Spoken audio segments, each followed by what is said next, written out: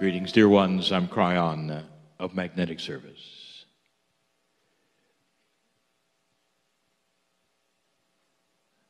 The room has been fully warmed up and ready for this message, which is a continuation.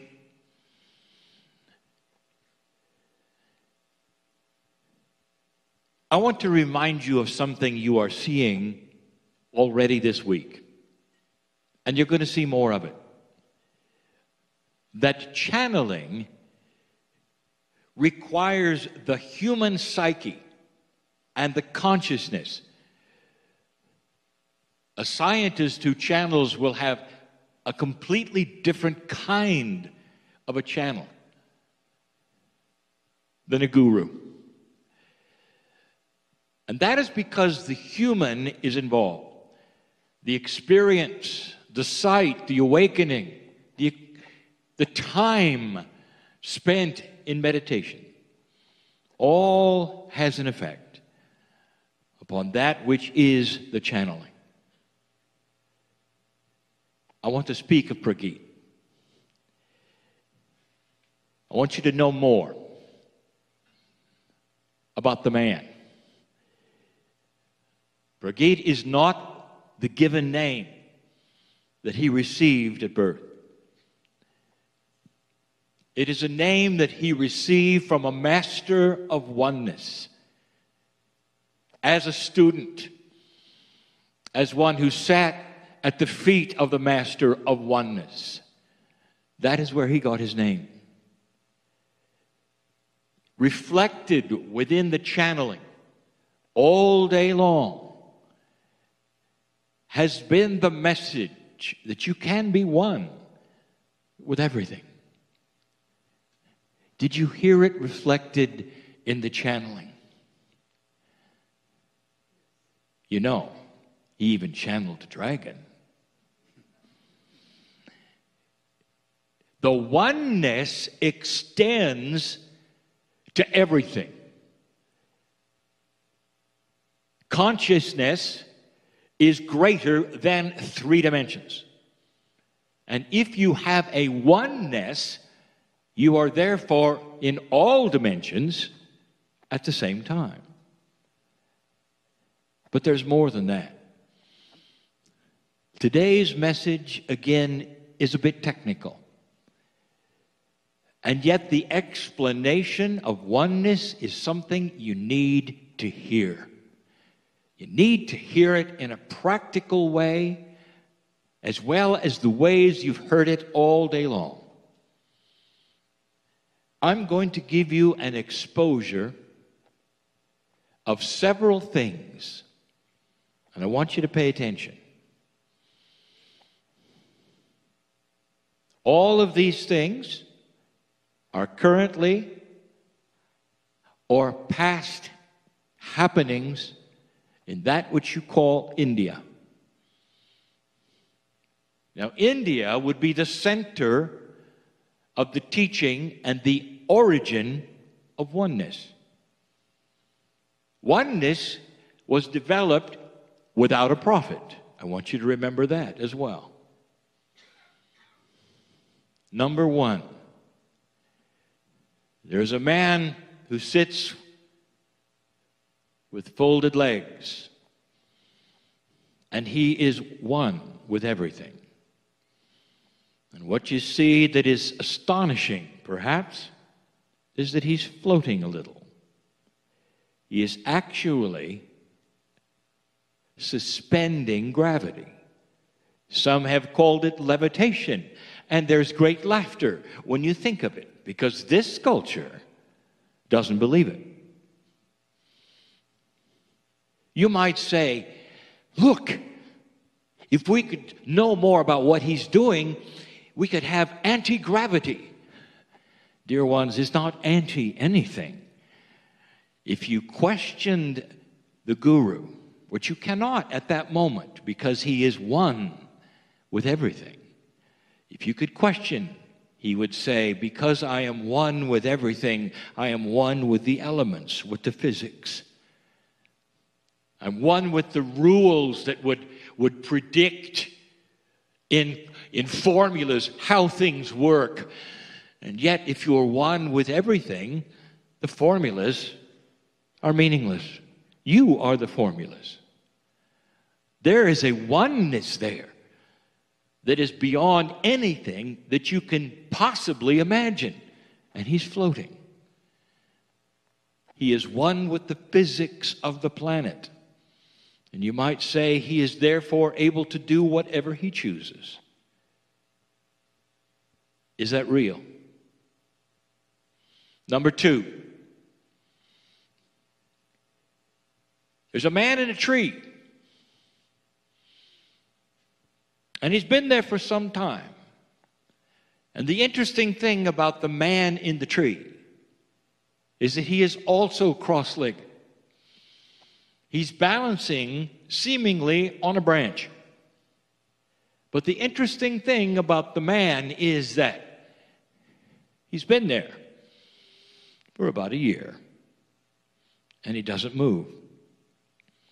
He doesn't speak. In this condition, he has slowed down his bodily functions, and he doesn't eat. He doesn't eliminate. He's even a little shade of green. He has become one with the tree. He received his complete sustenance in that state that he has chosen to be in, one with nature, where he doesn't need to eat as you do. From the air, from the tree, he receives all he needs, and he sits there. He may sit another year. Do you believe that? Number three, before his passing, there was a man who greeted those who came to see him from all over the world with gifts. Thousands would sit at his feet, and he would pass among them with a sleeveless shirt out of his hands. He would manifest gifts for them, small organic gifts, wood, plants, sometimes even stone. Out of thin air, he would manufacture these and give them, and give them, and give them. There was proof. There were videos. There were documentaries. Did you see any of them? And the answer is no. You see, in your culture, it simply wasn't believable. But it was real. The man was invested in a oneness that made him one with the universe, with the dimensions. And when you're in that state, physics is not an issue, because you are physics. You are the rules. You are all things. Number four, in the past, there was a man in a cave, and the man could then put his hand on the rock, and in a certain state of mind, he'd say, I am one with the rock. And he could push his hand as far as he wanted to into the rock. And it gave accordingly. And there are yet today prints of his hand having pushed into the rock. It is there for all to see. It has been documented. Did you see it? And the answer is probably not in this culture. There are things that are happening that show a oneness that I want to talk about. Because those listening to me now, apart from this room, need to know. Oneness is not what you think, dear ones. It's not an esoteric state of mind. It's physical. It's practical. And it is so far removed from what you were taught or what you believe that it's very difficult for you to understand. So I want to continue the idea of oneness by moving into the lesson that I have given before and I'm going to call it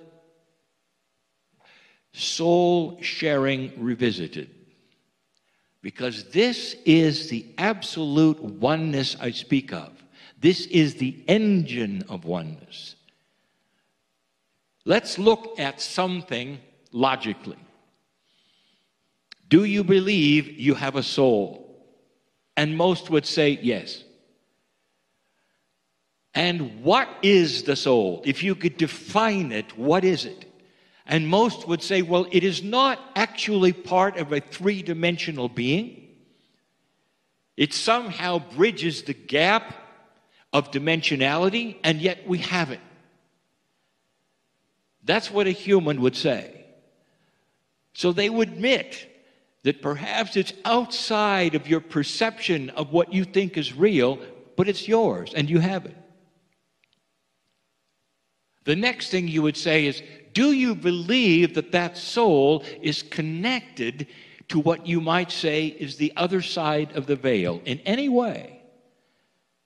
And most of the planet who believes in the soul would say, yes, we do. But the soul, you see, is not just in the body, it has to be out of the body. So there's some kind of a connection with the Creator. So far, so good. Then you would say, is it possible that that part of God that's supposed to be in you is the soul? And then there would be those who said, yes, this has to be it. It's related to that which we call the higher self.